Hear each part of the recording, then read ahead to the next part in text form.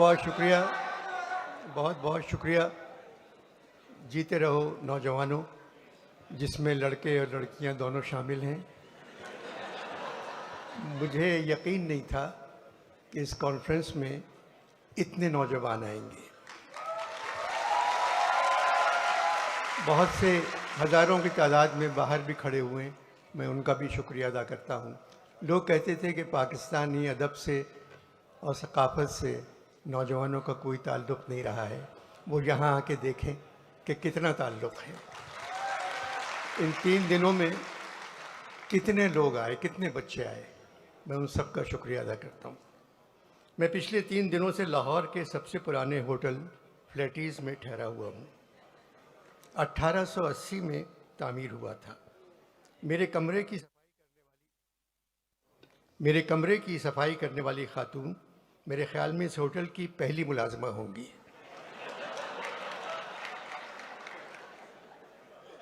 आज सुबह मैंने उनसे कहा, आप जहमत न करें, आप कहाँ रहती हैं, मैं आकर आपके कमरे को साफ करूँगा।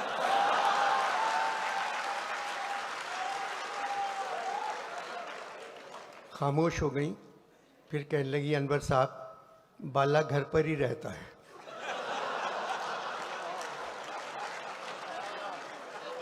शायद मेरा खुलूस वो नहीं समझी।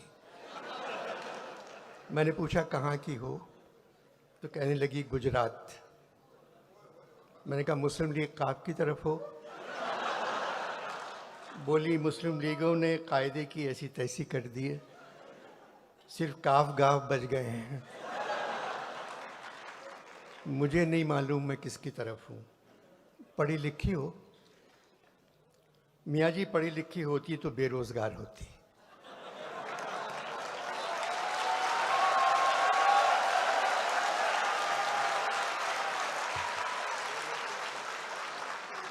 यहाँ तो तनख्वाह मिल जाती है। बहुत से लोग मेरे कमरे में फूलों के गुलदस्ते छोड़ गए थे। मैंने कहा आप सारे फूल ले जाएं। बोली बाला ज़िंदगी अजाब कर देगा, ये फूल किसने दिए हैं, यहीं रहने दें, ये कह के चली गई। लाहौर में फूलों के मौसम की आमद है, मगर यूँ लगता है लाहौर के दिल वाले इस दफ़ा फूलों से कहीं ज़्यादा इलेक्शन के खिलने का इंतज़ार कर रहे हैं।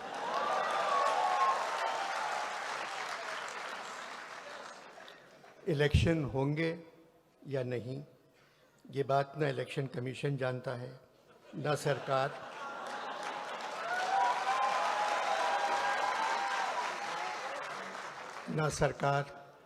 ना अदालत, ना खुदा जानता है। सिर्फ फौज जानती है, मगर वो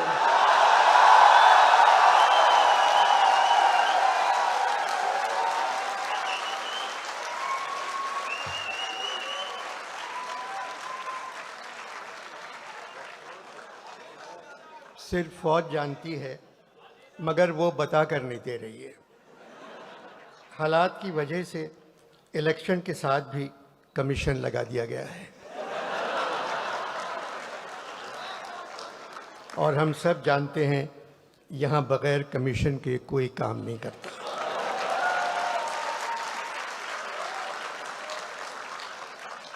Pakistan literature festival, Karachi art council के सदर मोहम्मद अहमद शाह रंगीले नहीं हैं, बहुत अच्छे इंसान हैं, मज़दूरों से ज़्यादा काम करते हैं, हर सूबे के अदब को ज़िंदा रखना चाहते हैं, जो काम करना चाहते हैं कर गुज़रते हैं। शाह साहब के हाथ से माइक्रोफोन छीनना उतना ही मुश्किल है जैसे छोटे बच्चे के हाथ से झुनझुना।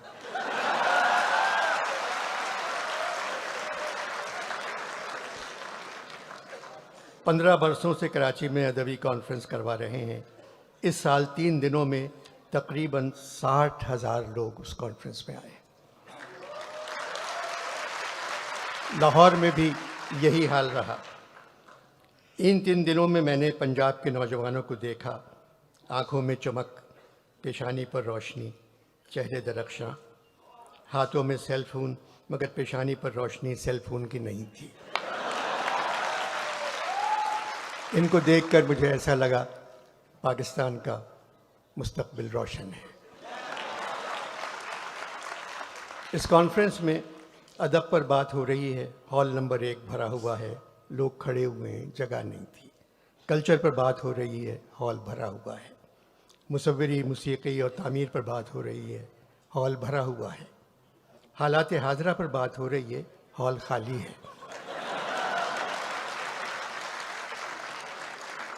15-20 लोग बैठे हुए थे जिनके रिश्तेदार मौजूदा हुकूमत में हैं।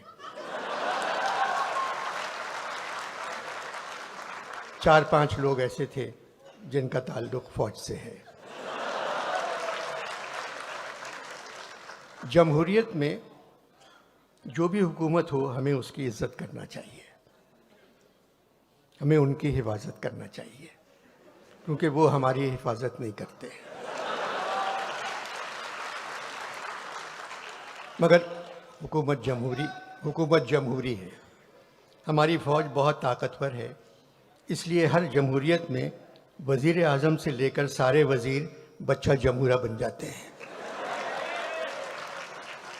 डुगडुगी हिलाकर कोई उनसे कहता है, ओए बच्चा जमहूरा खड़े हो जा, वो खड़े हो जाते हैं। ओए बच्चा जमहूरा अब चल, सब चले जाते हैं। बच्चा जमहूरा का तमाशा हम सड़कों पर 75 साल से देख रहे हैं। एक आदमी के हाथ में डुगडुगी, एक बंदर पर चादर पड़ी हुई। डुगडुगी बजाने वाला उससे जो कहता है बंदर वही करता है। एक थ्योरी है कि इंसान पहले बंदर था, मगर नई थ्योरी ये है पाकिस्तान में जमहूरी हुकूमत में इंसान से बंदर बन जाता है।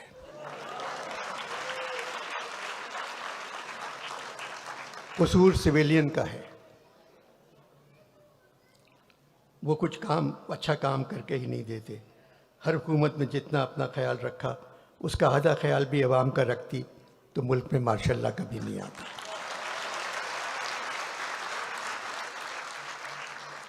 पचहत्तर बरसों में फ़ौज ने तकरीबन 35 बरस हम पर हुकूमत की है। 35 बरस तो यूं ही कह गया, 75 बरसों में तकरीबन 74 बरस फ़ौज ने हम पर हुकूमत की है, आज भी कर रही है। इसमें फ़ौज से कहीं ज़्यादा हमारा कसूर है। फ़ौज हमारी ज़रूरत है, मगर जमहूरी दौर में न जाने क्यों हम फ़ौज की ज़रूरत बन जाते हैं। जो सिपाही हुक्म के तहत कत्ल करता है या जो सरकारी मुलाजिम कवानीन की तकमील करवाने में किसी को अजियत पहुंचाता है, वो ख़ुद को ज़िम्मेदारी से आज़ाद समझता है कि हुक्म के नौकर हैं।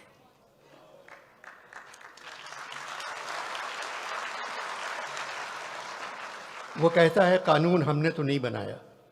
वो ये भूल जाता है कि हर अमल एक अमल करने वाले की तरफ लौटता है और उनका अमल भी उन्हीं की तरफ लौटेगा। 75 बरसों से जो यहाँ गरीब हैं वो आज भी गरीब हैं। दादा गरीब, बाप गरीब, बेटा गरीब, पोता गरीब।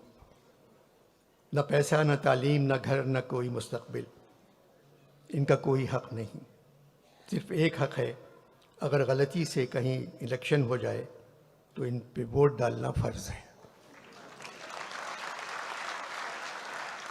75 बरसों से यहाँ जो तख्त पर बैठे हुए हैं, दादा तख्त पर, बाप तख्त पर, बेटा तख्त पर, बेटी तख्त पर, फिर पोता तख्त पर, ऐसा नहीं होना चाहिए। बेहतरीन लोग यकीन से महरूम हैं, जबकि बदतरीन लोग पुरजोश वारफ्तगी से भरपूर हैं।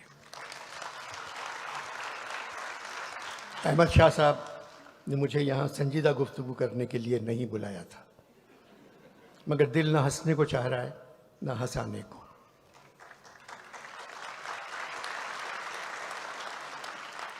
हिंदुस्तान में पठान ने तमाम रिकॉर्ड तोड़ दिए हैं। तारीख़ी कामयाबी। पाकिस्तान में पठान पर एफआईआर का टोला।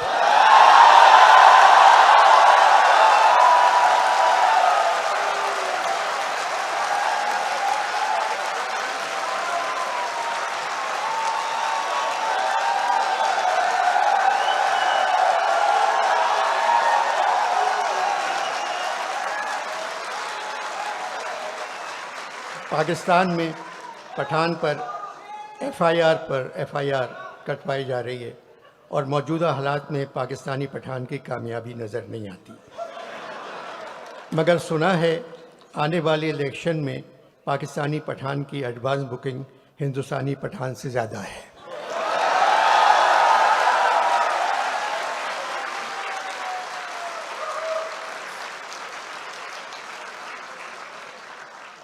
मेरा वतन पाकिस्तान नमक पैदा करने वाले मुल्कों में दुनिया पे दूसरे नंबर पे आता है, लेकिन नमक हराम पैदा करने वालों में नंबर 1 है।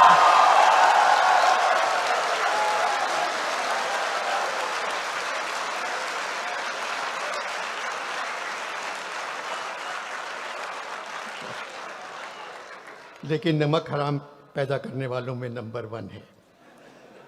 सैलाब से कहीं ज़्यादा हम लोग कर्ज में डूबे हुए हैं।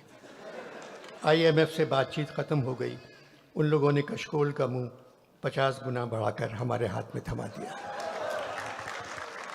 अब क्या करें? अमीर परेशान है कि डॉलर महंगा हो गया, गरीब परेशान है रोटी महंगी हो गई।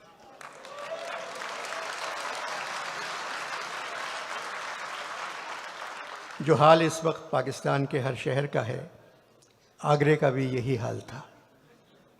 जब नज़ीर अगरबादी ने लिखा था, जब मिली रोटी हमें सब नूर हक रोशन हुए, रात दिन शम्सो कमर शामो शफक रोशन हुए, अपने बेगानों के थे लाजिम जो हक रोशन हुए, दो चपाती के वरक में सब वरक रोशन हुए।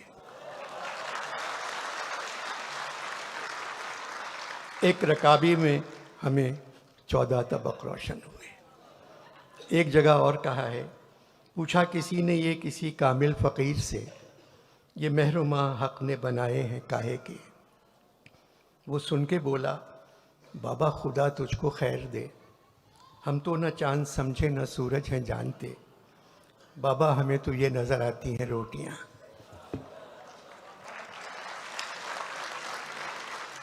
पचहत्तर सालों से जो भी हुकूमत आई, हमने सब्र से उसका मुकाबला किया, क्योंकि हमें ये कौल याद है कि शैतान भी भेस बदल कर काम करने में हमेशा कामयाब रहता है। हम तो सिर्फ खामोश बैठे तमाशा देखते रहते हैं, उस निशाने राह से दूर जिसकी आदत हो गई है। उस नुकसान का अंदाज़ा भी लगाने की हिम्मत नहीं रही जो हमको पहुंचने वाला है। मोहम्मद अहमद शाह की उर्दू से मोहब्बत उनको लाहौर ले आई। मैं पहले कह चुका हूं, कराची में 15 साल से ये कॉन्फ्रेंस हो रही है। शहर के हालात कुछ भी हों, कॉन्फ्रेंस जारी रहती है। आर्ट काउंसिल के बाहर गोलियां चल रही हैं और कॉन्फ्रेंस में फैज़ साहब पर बात हो रही है।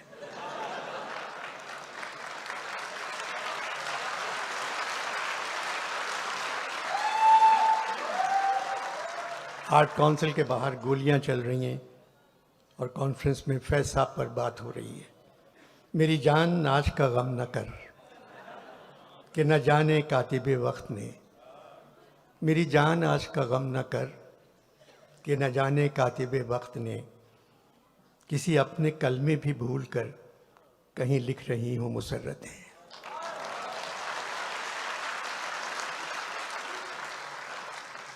देर से आँख पे उतरा नहीं अश्कों का अजाब, अपने ज़िम्मे है तेरा कर्ज न जाने कब से। फैज़ साहब का कर्ज उनके आंसू थे, हमारा कर्ज बिल्कुल अलग है। मौसम गुल है लाहौर में। फैज़ साहब ने कहा, ये मौसम गुल गरचे तरफ खेज़ बहुत है, ये मौसम गुल गरचे तरफ खेज़ बहुत है, अहवाले गुलो लाला गमेज़ बहुत है। फैज़ साहब सारी ज़िंदगी ख़िलाफ़ लिखते रहे, मगर बड़ी तहज़ीब और तमीज़ से। फिर भी कुछ लिखकर जेल चले जाते थे। ज़िंदगी का तवील हिस्सा जेलों में गुजारा, मगर मैंने कभी उनको रोते नहीं देखा।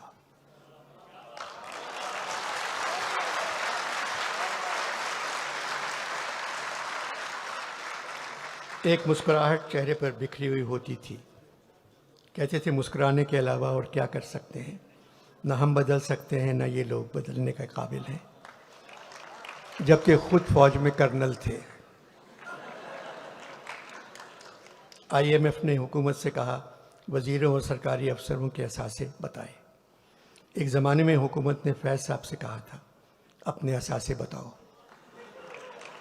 तो फैज़ साहब ने कहा हम खस्ता तनों से मोहतसिबो, क्या माल मनाल का पूछते हो, जो उम्र से हमने भर पाया सब सामने लाए देते हैं। हम खस्ता तनों से मोहतसिबो, क्या माल मनाल का पूछते हो, जो उम्र से हमने भर पाया सब सामने लाए देते हैं।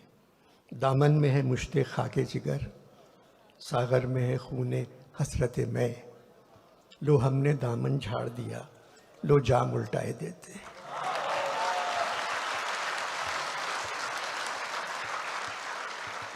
फैज़ साहब उसी सदी में पैदा हुए जिस सदी में इकबाल पैदा हुए थे। इकबाल इस सदी के सबसे बड़े शायर हैं। फिर फैज़ का नंबर आता है। फैज़ साहब ने अपनी दूसरी किताब का नाम दस्ते सबा रखा था। दस्ते सबा भी इकबाल के एक मिसरे से लिया था। इकबाल ने कहा मैं सूरत गुल दस्ते सबा का नहीं मोहताज, करता है मेरा जोश जुनू मेरी क़बा चाक। आखिर में जाने से पहले दो छोटी नज़में हैं, एक ज़हरा निगाह की है, एक फैज़ साहब की है। दोनों नज़में आप पहले ज़रूर सुन चुके होंगे। ज़हरा निगाह की नज़्म है, सुना है जंगलों का भी कोई दस्तूर होता है,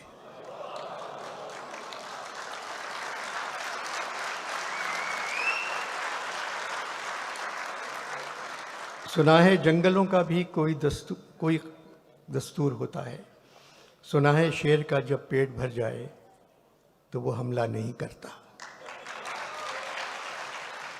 यहाँ शेर से मुराद नून नहीं है, असली शेर है।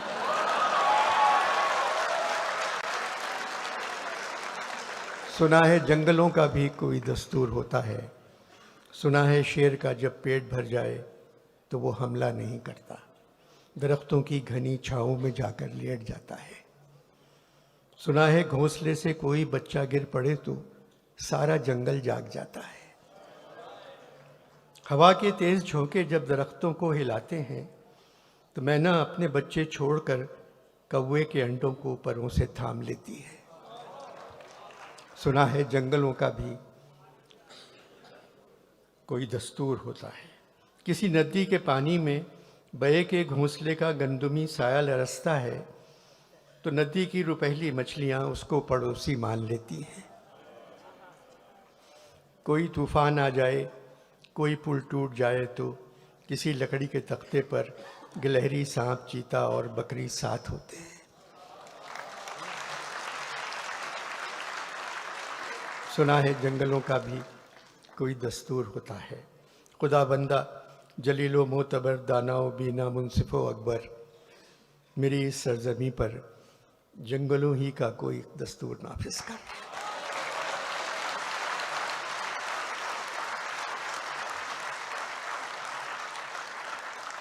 फैज़ साहब की आखिरी नज़मों में से एक है, छोटी सी नज़म है, मेरी तेरी निगाह में जो लाख इंतज़ार हैं, मेरी तेरी निगाह में जो लाख इंतज़ार हैं, जो मेरे तेरे तन बदन में लाख दिल फिगार हैं, जो मेरी तेरी उंगलियों की बेबसी से सब कलम नज़ार हैं, जो मेरे तेरे शहर की हर एक गली में मेरे तेरे नक्श पा के बेनिशा मज़ार हैं। अब इसके बाद चाहे पर्शियन पोइट्री हो, चाहे फ्रेंच पोइट्री हो, अंग्रेज़ी हो, ये तशबीह आपको कहीं नहीं मिलेगी जो फैज़ साहब ने दी है। जो मेरी तेरी रात के सितारे ज़ख्म ज़ख्म हैं, सितारों के कोने निकले, जो मेरी तेरी रात के सितारे ज़ख्म ज़ख्म हैं, जो मेरी तेरी सुबह के गुलाब चाक चाक हैं। ये ज़ख्म सारे बेदवा, ये चाक सारे बेरुफू, किसी पे राख चांद की, किसी पे ओस का लहू, यह है भी या नहीं बता, यह है कि महज जाल है मेरे तुम्हारे अनकबूत वहम का बुना हुआ। अनकबूत मकड़ी के जाले को कहते हैं। मेरे तुम्हारे अनकबूत वहम का बुना हुआ। जो है तो इसका क्या करें, नहीं है तो भी क्या करें, बता बता बता।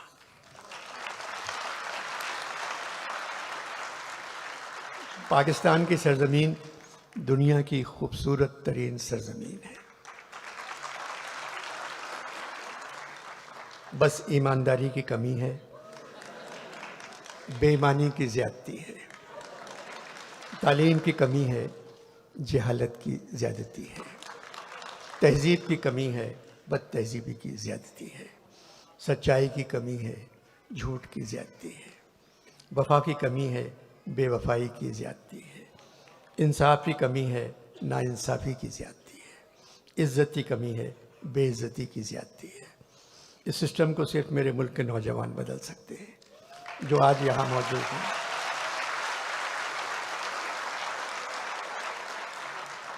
अमजद इस्लाम अमजद भी नौजवानों से यही कहते हुए चले गए, पाकिस्तान के नौजवान बज़्म जहाँ की रौनक हैं। नज़ीर ने कहा था, रहें वो लोग जो बज़्म जहाँ की रौनक हैं, हमारा क्या है अगर हम रहे रहे न रहे।